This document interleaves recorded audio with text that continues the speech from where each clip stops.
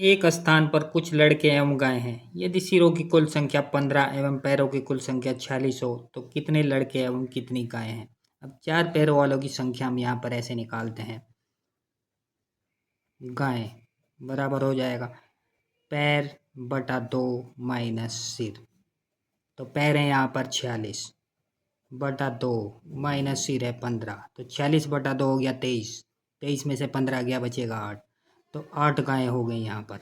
अब लड़के कितने हो जाएंगे। लड़के बराबर होंगे, कुल सिर 15 है तो 15 माइनस 8 बराबर हो गया 7।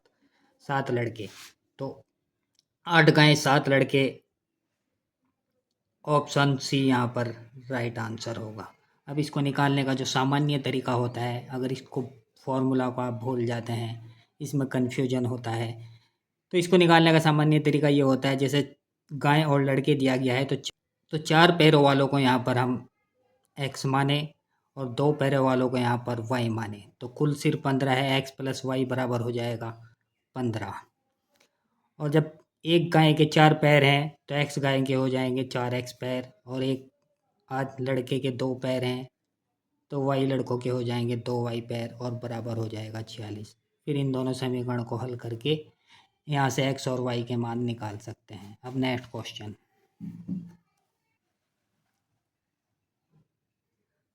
यदि x बराबर 22 की घात 3 प्लस 144 की घात 3 माइनस 166 की घात 3 तो x अवश्य विभाज्य है। अब इन ऑप्शन को देखकर बताना है कि ये जो संख्या दी गई है x के बराबर, ये इनमें से किससे विभाज्य है। तो इसको निकालने के लिए हम यहाँ पर ये करेंगे। तो ये दिया गया है, यदि हम इनको यहाँ पर सभी को जोड़ देते हैं तो क्या होता है, 22 प्लस 144 और माइनस 166, प्लस वाला प्लस और माइनस वाला माइनस। तो ये हो गया 22 और 144 166, और 166 माइनस 166 ये हो जाएगा 0। ये हो गया ए बी सी। तो ए प्लस बी प्लस सी बराबर जब 0 होता है तो क्या होता है। तो ए प्लस बी प्लस सी जब बराबर 0 हो गया तो a cube plus B cube plus C cube बराबर हमारा होता है 3ab। जब a प्लस बी प्लस सी बराबर 0 होता है तो a cube plus B cube plus C cube बराबर होता है 3abc। यहाँ पर ये माइनस दिया गया है, या ये माइनस होता उससे कुछ फर्क नहीं पड़ता। जब a plus B plus C का होल क्यूब में के फॉर्मूला में a प्लस बी प्लस सी बराबर 0 होता है तो a cube plus B cube plus C cube बराबर हो जाता है 3abc। तो इसको हम यहाँ पर लिख सकते हैं 3 गुणा 22 गुणा 144 और गुणा 166। ये बी सी के मान है। तो 22 को हम लिख सकते हैं 11 गुणा 2, और 144 को लिख सकते हैं 12 गुणा 12, और 166 को लिख सकते हैं 2 किससे भाग करेंगे तो 2 गुणा 83। अब ये संख्याएं देख लो हमारे कौन से ऑप्शन में है।